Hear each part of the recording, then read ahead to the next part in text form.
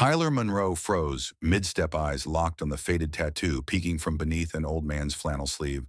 A falcon diving through barbed wire. His pulse kicked up. That mark wasn't just ink, it was the secret emblem of a ghost unit the government swore never existed, and the same one his grandfather carried into a war no one ever talked about. It was a Tuesday morning when Tyler Monroe stepped into the Riverside Veterans Center in Richmond, Virginia, with zero intention of staying longer than 10 minutes. He was on leave from base running an errand for a community outreach program that collected winter gear and care packages for older vets. Drop off the boxes, get a quick signature, maybe snap a photo for the unit's social media page. That was it. But the moment he crossed the cafeteria threshold, the air seemed to shift like something in the quiet recognized him before he even made it past the doorway. The cafeteria smelled like burnt toast and hospital-grade coffee. Most of the tables were filled with older men in caps and windbreakers, some playing cards, others watching a muted TV bolted to the wall where a daytime judge show was rerunning for the fourth time that week. Tyler scanned the room automatically. SEAL training made that second nature, and his eyes swept over faces without really seeing until they landed on a man sitting alone at the far end. He didn't know why he paused. Just an old man same as the others. Bent posture, weathered hands, a plain tan cap pulled low over his brow. But then Tyler caught it, the detail that stopped everything cold. A tattoo barely visible beneath the rolled-up sleeve of a green flannel shirt. Not just any tattoo. A falcon wings tucked diving through a coil of barbed wire. Tyler's throat tightened. That symbol wasn't common. In fact, it was all but extinct. But he'd seen it before, years ago, on the shoulder of a man who had shaped his entire childhood without ever needing to explain why. Collier James Monroe, Tyler's grandfather. Tyler took a slow breath, pulse rising. His grandfather had never said much about the war, only that he'd once been part of a group that didn't officially exist. Shadow Recon 9, he'd whispered one night while polishing an old compass long after the rest of the house had gone to sleep. We weren't ghosts by choice, James had said. We were ghosts because they wanted us buried. That falcon diving through wire was their mark. Not on paper. Not in any record Tyler ever found.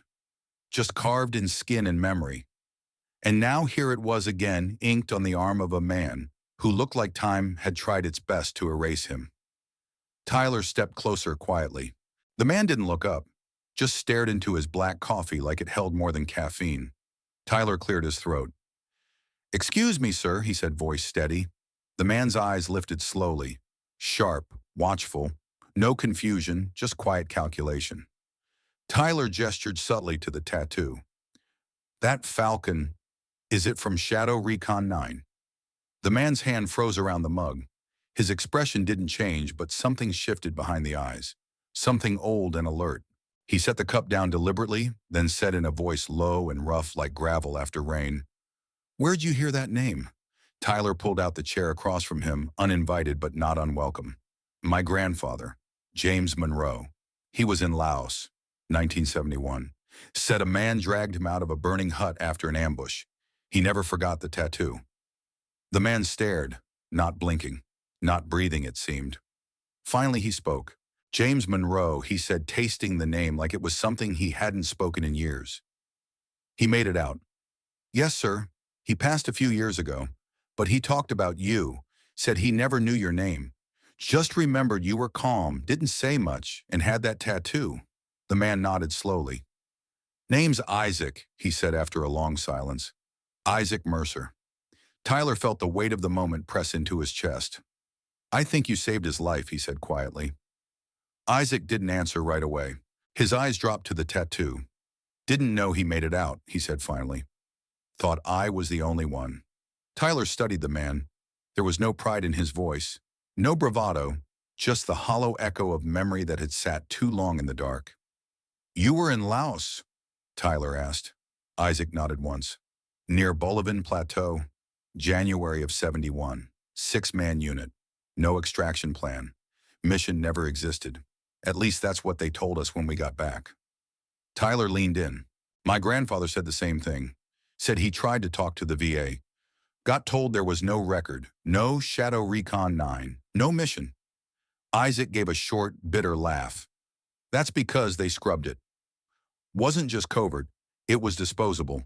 They sent us in to confirm intel on supply caches. We found them, and then we got found. He paused, eyes distant. Ambush. They had dogs. Tracked us fast. We took shelter in a village. It went bad. Real bad. One of ours stepped on a mine. Everything went up. I found your grandfather under a beam. Dragged him out while the hut burned behind us. You didn't leave him, Tyler said almost to himself. Couldn't, Isaac replied. Didn't make sense to. Don't even remember running. Just did it. Silence settled. Not awkward, just heavy. Earned. Tyler studied the man across from him, the steady hands, the quiet dignity, the weight of years lived behind the eyes. Why didn't you ever come forward? Isaac shrugged. I did. In '73. Took everything I had to a guy at the VA. Told him names, places. Gave him a map. He nodded the whole time, said it was classified. Then I got a form letter, unable to verify service under designated operation codes. That was it. Tyler clenched his jaw. That's wrong, maybe Isaac said. But it's what happened. Tyler hesitated, then said softly, You ever tell anyone else, friends, family, didn't have many left to tell? Wife left. Said I was never really home even when I was. She wasn't wrong. No kids, just me and this. He gestured to the tattoo. You were erased, Tyler said quietly. Isaac looked up, gaze steady. We all were. Something about the way he said it made Tyler feel like he was sitting at the edge of a cliff, looking into a canyon full of names that never made it onto any wall. I want to change that, Tyler said finally. I don't know how yet, but people need to hear this. They need to know. Isaac gave him a look, not doubtful, but measured. And what do you think that'll do? Maybe nothing, Tyler admitted. But maybe it means you don't disappear without someone saying your name out loud. Isaac looked at him for a long time. Then slowly he nodded. I haven't told that story in 50 years, he said. But maybe it's time someone else carried it for a while. Tyler sat back, letting that settle. Across the cafeteria, a nurse laughed at something one of the veterans said. The judge show flickered. But at that table, something real had taken root. A ghost had spoken, and someone had listened. Isaac reached for his coffee again, then paused and looked at Tyler. Your grandfather, he was a tough son of a gun. Got shot twice. Still managed to crack a joke when we finally crawled to that ravine. What did he say? Isaac smiled faintly. Said, tell me I'm not dead. And I told him, if this is the afterlife, it's a terrible cafeteria. Tyler chuckled, but his throat tightened.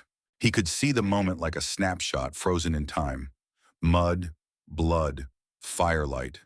Two men carrying each other through hell with nothing but grit and instinct. You didn't just save him, Tyler said. You gave me my family. Isaac looked down. I guess I did. Tyler reached across the table and gently tapped the edge of the flannel sleeve. That tattoo. What did it mean to you? Isaac didn't answer for a long time. Then he said, it meant we existed. That even if they wiped us off the record, we had something no one could erase. A mark to remind us we were real. Tyler nodded.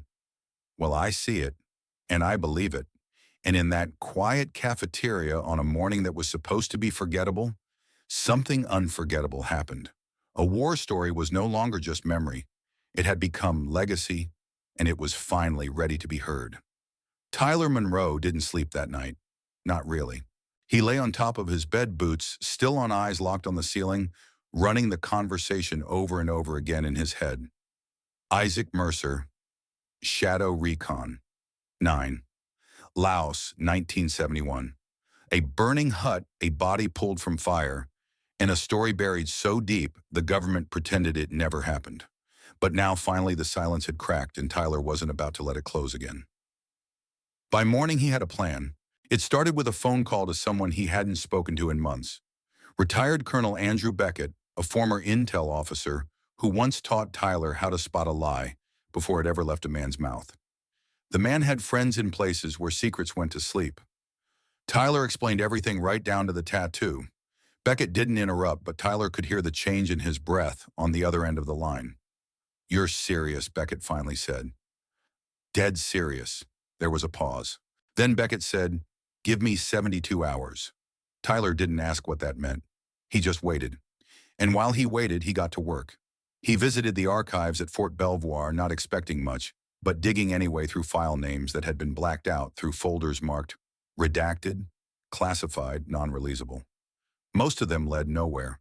But on the second day, buried in a folder labeled Stryker Watch Secondary Assets, he found a blurred drone image dated July 12, 1971. The picture showed a small clearing, a hut engulfed in flames, and two human figures crawling toward a ravine. The fire, the jungle, the angle, all exactly as Isaac described. Tyler stared at it for a long time, heart pounding. Then Beckett called. "Got something," he said. "Can't tell you where I pulled it from, but it lines up. Coordinates. Call logs.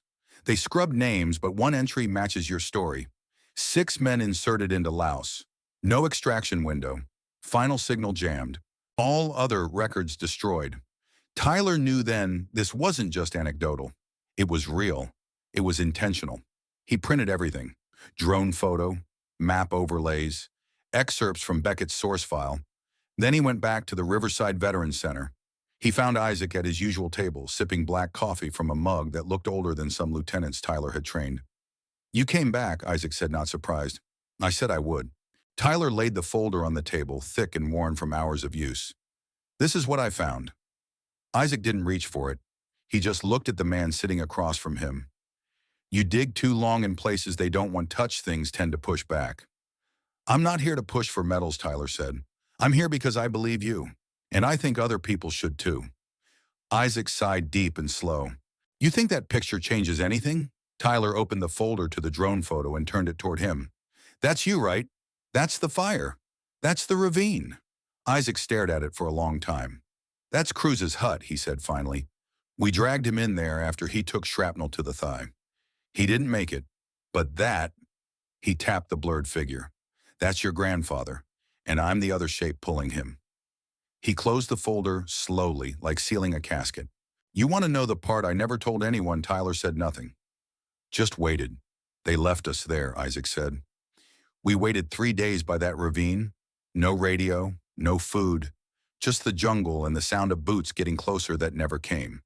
When we finally made contact, we were told to say nothing. We were ghosts, they said, and ghosts don't speak." Tyler nodded once. "It's time to speak." The next week, Tyler arranged the meeting. He invited Leah Wu, an investigative journalist who'd spent 10 years writing about unacknowledged veterans. He also pulled in a DoD archivist from Arlington and 2 military historians who specialized in covert operations during Vietnam.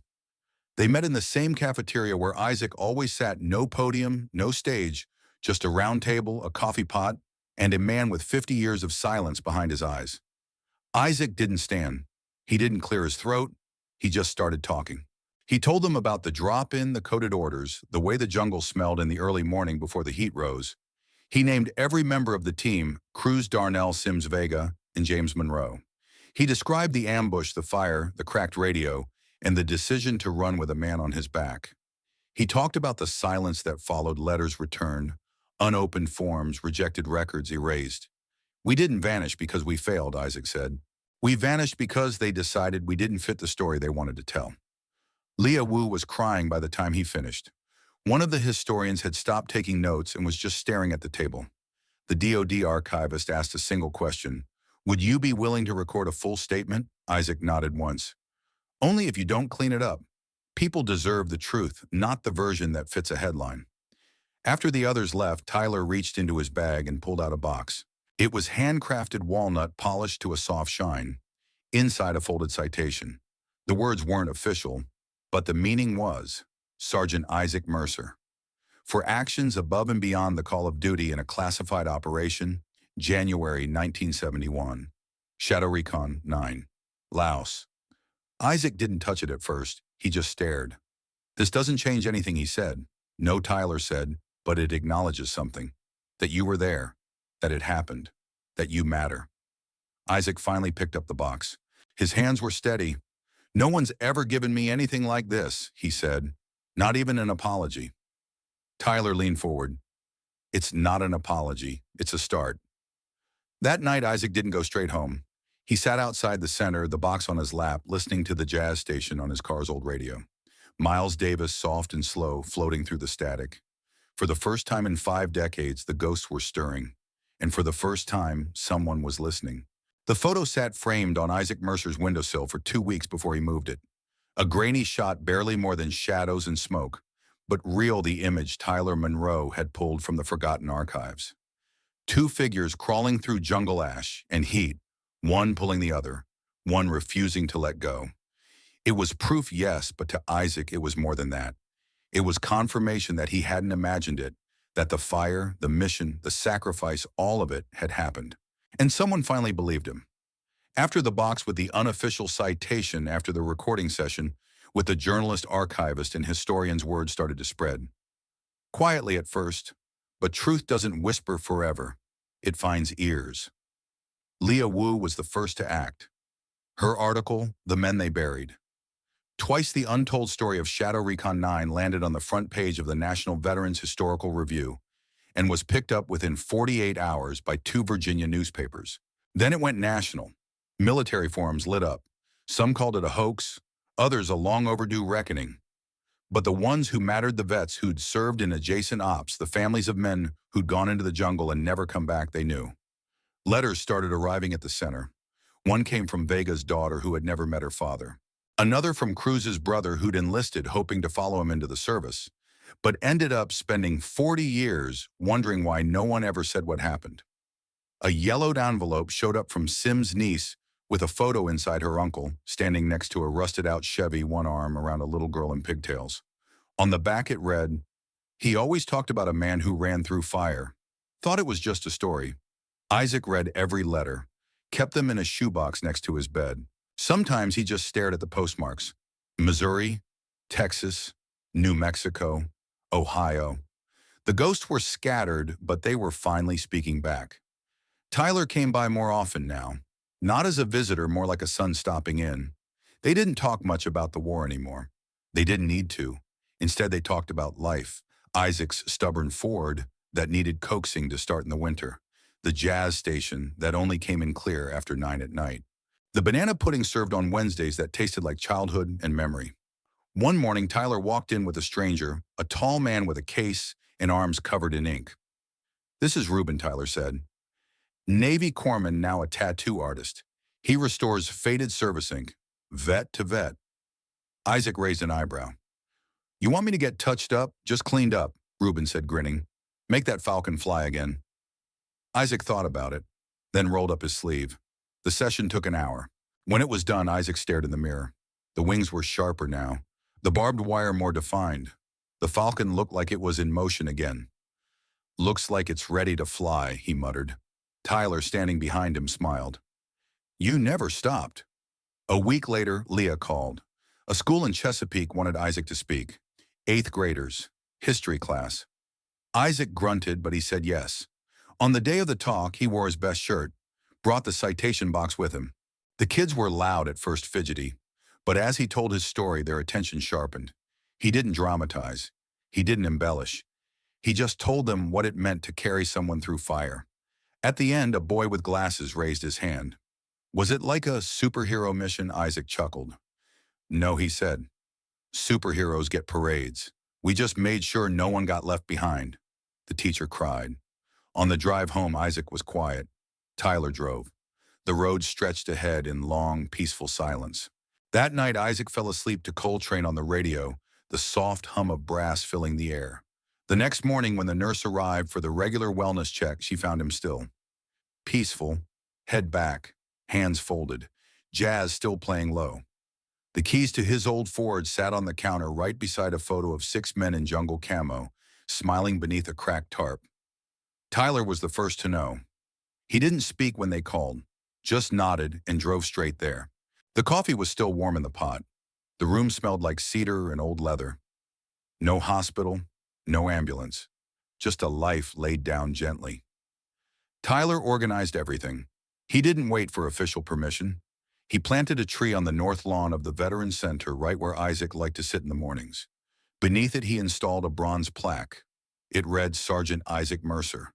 He carried those who couldn't and remembered those no one would.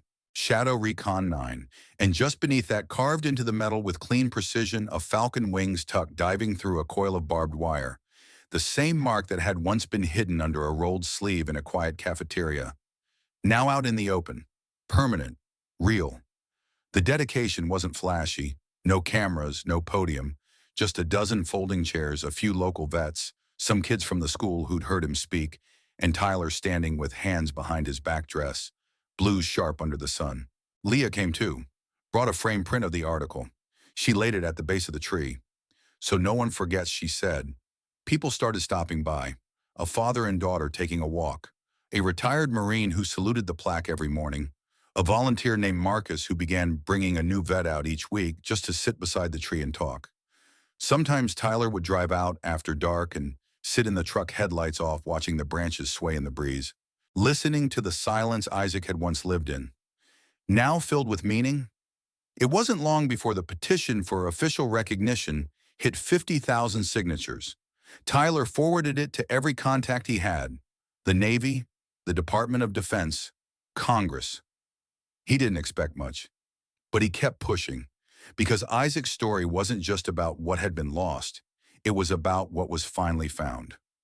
One afternoon, a package arrived at the center. No return address. Inside, a weathered dog tag, a crumpled photo of a young man holding a rifle and a note.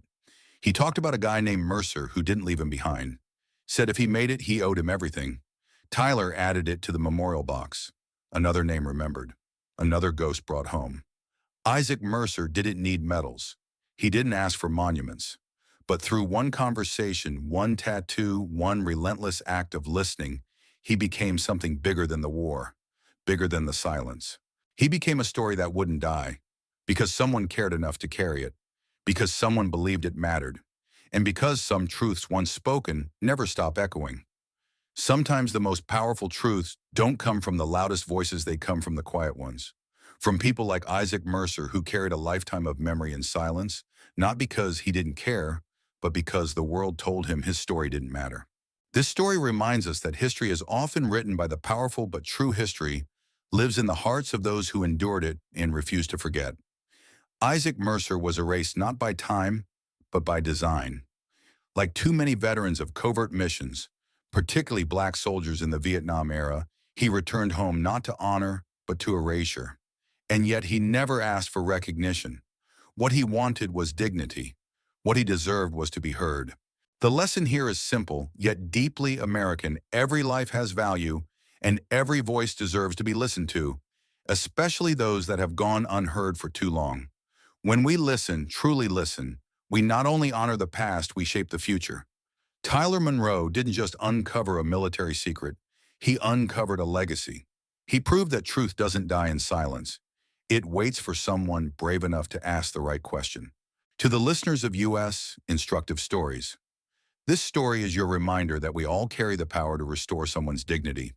Whether it's a veteran in your community, a quiet neighbor, or a family member who never talked about the hard years, ask, listen, honor. Because sometimes all it takes is a simple conversation to change the course of someone's legacy. Let this story also speak to those of you who may feel unseen. Your experience matters. Your sacrifice matters. Your truth deserves to be known. If no one else has told you this lately, you are not forgotten. On behalf of our channel, U.S. Instructive Stories, thank you for spending your time with us today.